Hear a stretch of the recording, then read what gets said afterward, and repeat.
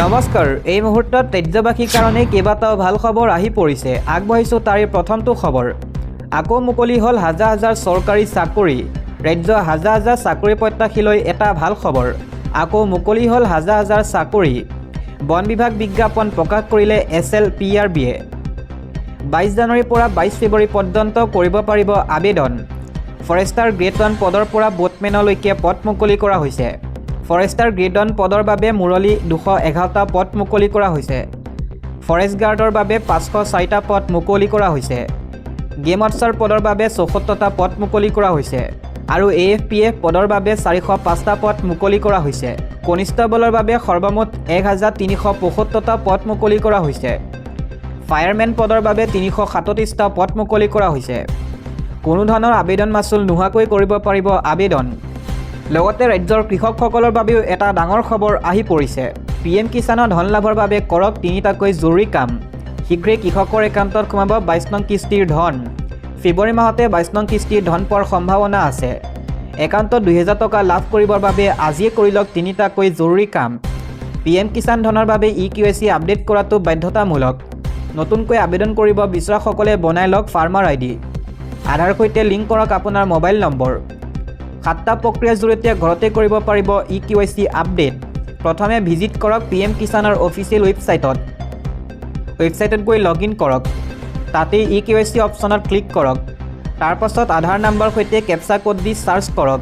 সন্নিবিষ্ট কৰক আপোনাৰ মোবাইল নম্বৰ। ঘৰতে বহি সম্পূৰ্ণ কৰক EKYC প্ৰক্ৰিয়া। আগবঢ়াইছোঁ ইয়াৰ পাছৰ খবৰটো। চৰকাৰী ঘৰ নোপোৱাসকলৰ বাবে আহিল এটা ভাল খবৰ। ৰাজ্যত নতুনকৈ আৰু 30 লাখ পৰিয়ালে লাভ কৰিব PMAY ঘৰ। নতুনকৈ আৰু 30 লাখ মানুহে কৰিছে জিঅ' টেগিং। প্ৰস্তুত কৰিব নতুন হিতাধিকাৰীৰ তালিকা। কোনো দৰিদ্ৰ পৰিয়াল বাদ নপৰে পকী ঘৰ লাভ কৰাৰ পৰা। মুখ্যমন্ত্ৰী ডক্টৰ হিমন্ত বিশ্ব শৰ্মাই কৰিলে এই ডাঙৰ ঘোষণা। আমি আপোনালোকক মুখ্যমন্ত্ৰীৰ সেই ঘোষণা দেখুৱাৰ চেষ্টা কৰিছোঁ। নতুনকৈ জিঅ' টেগিং কৰা সকলক আমি ঘৰ দিয়া আৰম্ভ কৰিম।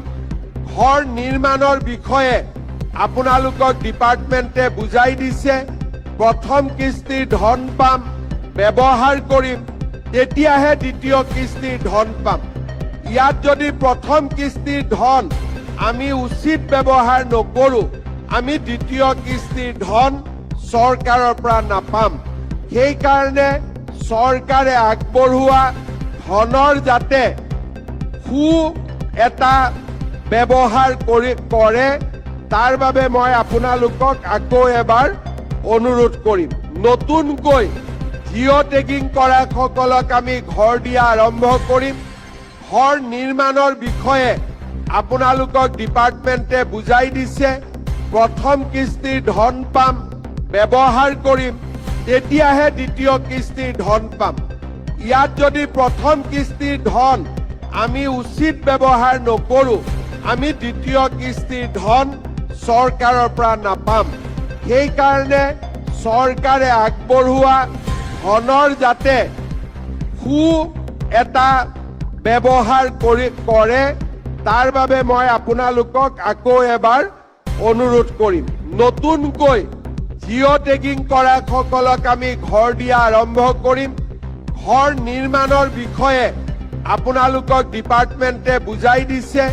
প্ৰথম কিস্তিৰ ধন পাম, ব্যৱহাৰ কৰিম, তেতিয়াহে দ্বিতীয় কিস্তিৰ ধন পাম।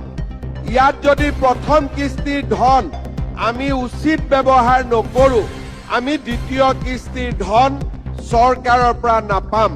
সেইকাৰণে চৰকাৰে আগবঢ়োৱা ধনৰ যাতে সু এটা ব্যৱহাৰ কৰে তাৰ বাবে মই আপোনালোকক আকৌ এবাৰ অনুৰোধ কৰিম। নতুনকৈ জিঅ' টেগিং কৰা সকলক আমি ঘৰ দিয়া আৰম্ভ কৰিম। ঘৰ নিৰ্মাণৰ বিষয়ে আপোনালোকক ডিপাৰ্টমেণ্টে বুজাই দিছে। প্ৰথম কিস্তিৰ ধন পাম, ব্যৱহাৰ কৰিম, তেতিয়াহে দ্বিতীয় কিস্তিৰ ধন পাম। ইয়াত যদি প্ৰথম কিস্তিৰ ধন আমি উচিত ব্যৱহাৰ নকৰোঁ, আমি দ্বিতীয় কিস্তিৰ ধন চৰকাৰৰ পৰা নাপাম। সেইকাৰণে চৰকাৰে আগবঢ়োৱা ধনৰ যাতে সু এটা ব্যৱহাৰ কৰে তাৰ বাবে মই আপোনালোকক আকৌ এবাৰ অনুৰোধ কৰিম।